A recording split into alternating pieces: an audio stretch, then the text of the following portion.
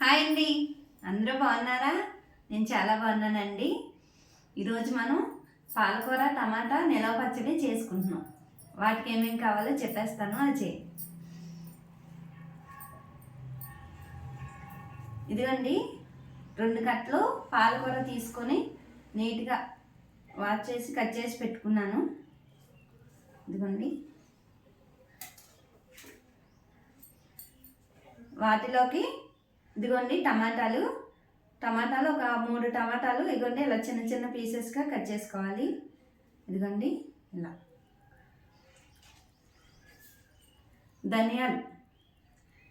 ధనియాలండి ఒక 2 table spoon ఉంటాయి కదా, 2 టేబుల్ స్పూన్ ధనియాలు తీసుకోండి. 1 టేబుల్ స్పూను జీలకర్ర, కొంచెం ఇంత చింతపండు కూడా వేసుకోండి. వేసుకుంటే అంటే టమాటాలు పులుపు ఉంటే సరిపోద్ది పులుపు. లేదు అంటే కనుక కొంచెం ఇంత ఎక్కువ వద్దు, ఇంత చింతపండు వేసుకోండి. టమాటాలు అవి ఉడకబెడతాం కదా అప్పుడు చక్కగా, లేదంటే ధనియాలు అవి వేపుకున్నప్పుడైనా కానీ చక్కగా నీట్గా ఇలా చిన్న చిన్న పీసులుగా ఇలాగ కట్ చేసుకొని వేసేసుకోండి. దాంట్లో నూనె వేగుద్ది కదా, బాగుంటుంది. ఒక 10-20 వరకు మెంతులు తీసుకోవాలి. ఇదిగోండి ఎల్లుల్లిపాయలు ఉంటాయి కదా, అవి ఇదిగోండి ఇలా పొట్టు తీసి చిన్న పీసెస్గా కట్ చేసుకొని పెట్టుకోవాలండి. ఇదిగోండి చూపిస్తాను మీకు. ఇదిగోండి ఇలా చిన్న పీసెస్గా కట్ చేసుకొని పెట్టుకోవాలి. ఆవాలు ఉంటాయి చూసారా, నేనైతే ఆవాలు అయితే ముందు పొడి ఆడుకొని ఉంచుకున్నానండి. ఆ పొడి ఇగో 1 టేబుల్ స్పూన్ ఉంటుంది కదండి, అది వేసుకుంటున్నాను. 1 టీ స్పూన్ పసుపు పడుతుందండి.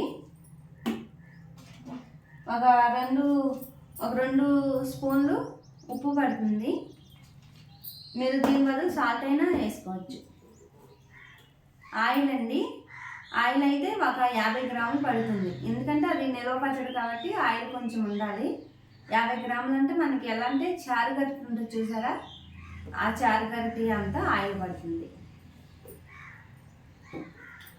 తయారు విధానం చూద్దామండి. గ్యాస్ వెలిగించుకుందాం.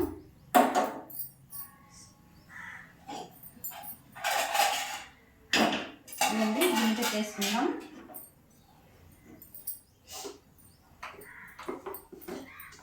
ఆయిల్ పోసుకుందామండి.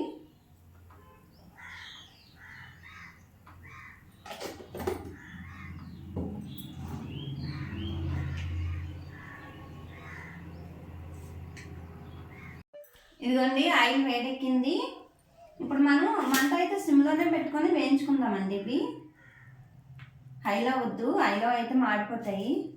ఇదిగోండి ధనియాలు వేసేసుకుందాం. ధనియాలు జీలకర్ర కూడా వేసేసుకోవాలి.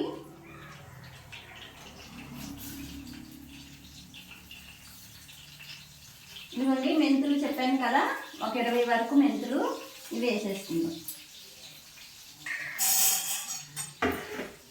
ఇవి వేయించుకుందామండి.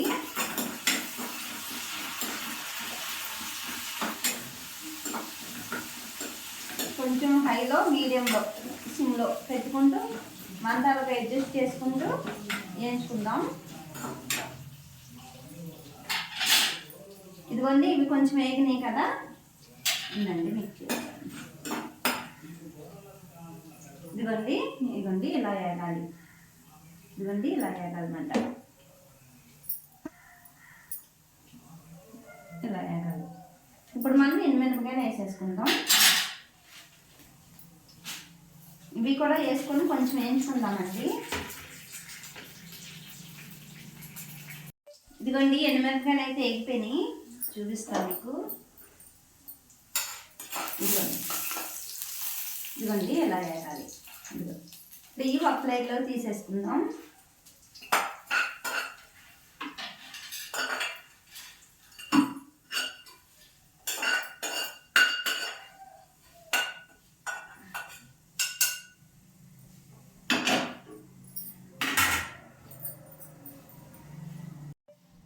ఇదిగోండి దీంట్లోనే ఇంకా కొంచెం ఆయిల్ వేసుకుందాం. 50 గ్రాముల ఆయిల్ పడుతుందని చెప్పాను కదండి, నేను ఇందాక అంతా వేయలేదు, కొంచెమే వేసాను. ఇప్పుడు ఇదిగోండి దీంట్లోనే పాలకూర వేసేసుకుందాం. చక్కగా మంట సిమ్లో పెట్టుకొని వేయించుకోండి. ఇదిగోండి ఆకు మొత్తం ఇలా వేసుకోవాలి. ఇలా వేసుకొని మనం ఇంకొన్ని మధ్య మధ్యలో కలుపుకుంటూ ఉండాలి. మంట కొంచెం మీడియంలో పెట్టుకోవాలండి, హైలో వద్దు, మాడిపోతుంది.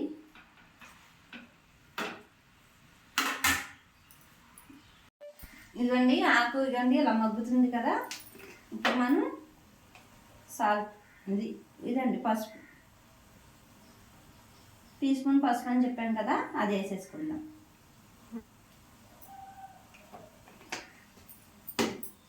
దీంట్లోనే కొంచెం సాల్ట్ వేసుకున్నామండి.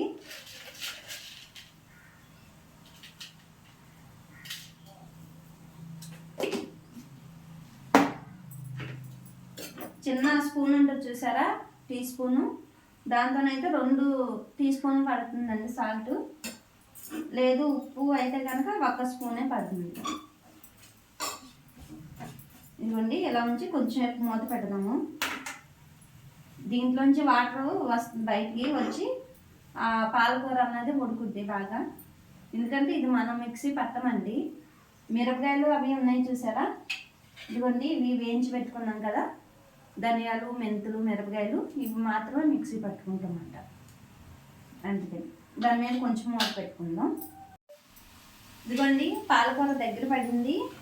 ఇదిగోండి వాటర్ అంతా ఇంకిపోయింది, దీంట్లో వచ్చే వాటర్ ఇంకిపోయింది. ఇప్పుడు మనం ఏం చేద్దామంటే టమాటాలు కట్ చేసి పెట్టుకున్నాం కదండి,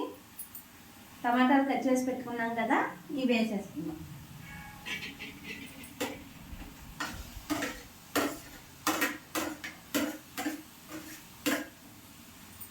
వేసేసుకొని ఒకసారి కలుపుకుందామండి. కలుపుకొని మళ్ళీ మూత పెట్టేసుకుందాం. చక్కగా టమాటా ముక్కలు కూడా మగ్గుతాయి బాగా.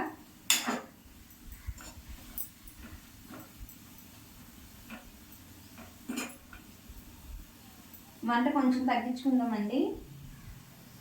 మీడియం ఫ్లేమ్లో పెట్టుకొని మనం చేసుకోవాలి ఇదంతా.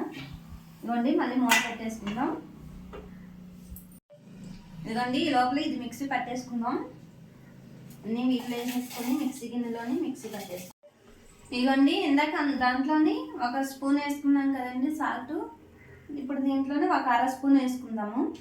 సరిపోతే తర్వాత వేసుకోవచ్చు, మరి ఎక్కువైనా తీయలేం కదండి. ఎందుకంటే పాలకూరకి సాల్ట్ కొంచెం తక్కువ పడుతుంది. అన్ని ఆకుకూరల కన్నా పాలకూరకి అయితే సాల్ట్ తక్కువ పడుతుంది. కానీ పాలకూరలో ఎన్నో క్యాలరీస్ ఉంటాయండి, చాలా మంచిది. అసలు మన కంటికి కూడా, కంటి చూపు కూడా మెరుగుపరుస్తుంది. ఇదివరకు వీడియోలో కూడా నేను చెప్పాను పాలకూర గురించి ఎన్ని ఉపయోగాలు ఉంటాయో.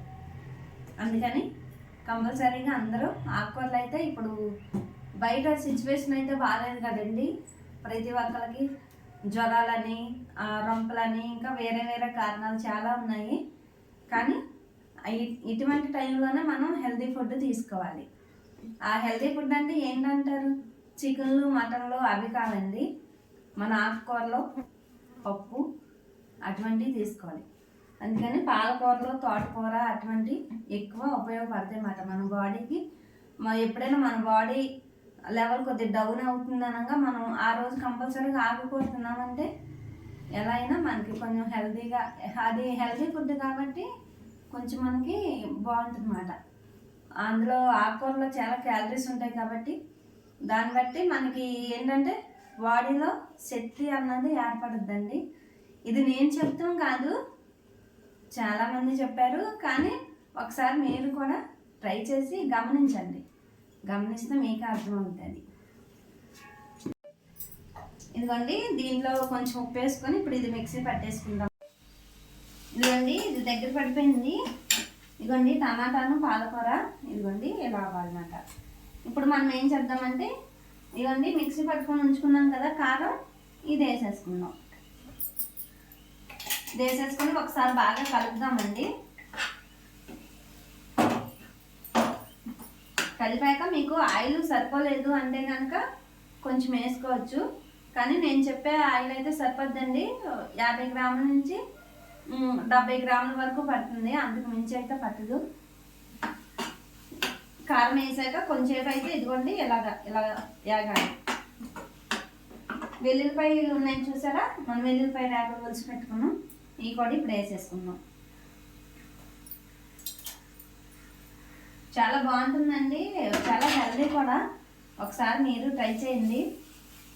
ఏ కూర వల్ల ఏ ఉపయోగం ఉందో అవన్నీ నేను చెప్తున్నాను, కానీ అది నేను చెప్పేది వేరే, మీరు ట్రై చేసి మీ అందులో మీరు తెలుసుకున్నది వేరే అండి.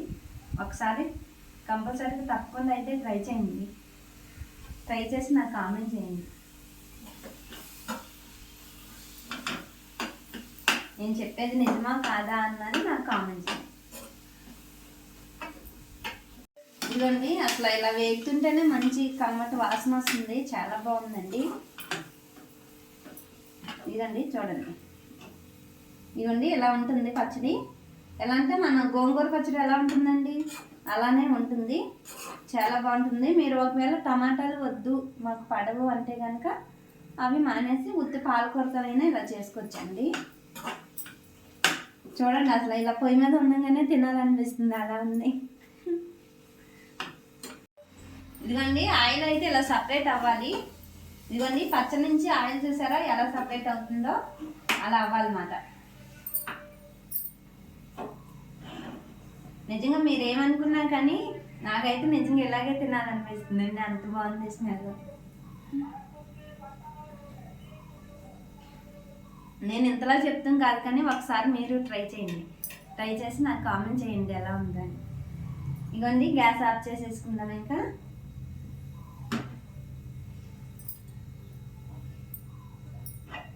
ఇదిగోండి,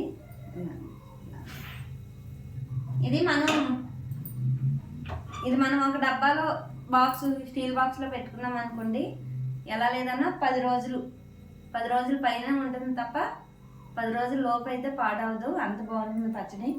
కాకపోతే అప్పటి వరకు మనం తినకుండా ఉంటే ఈ లోపల మన పొట్టలాగా వెళ్ళిపోద్ది అది.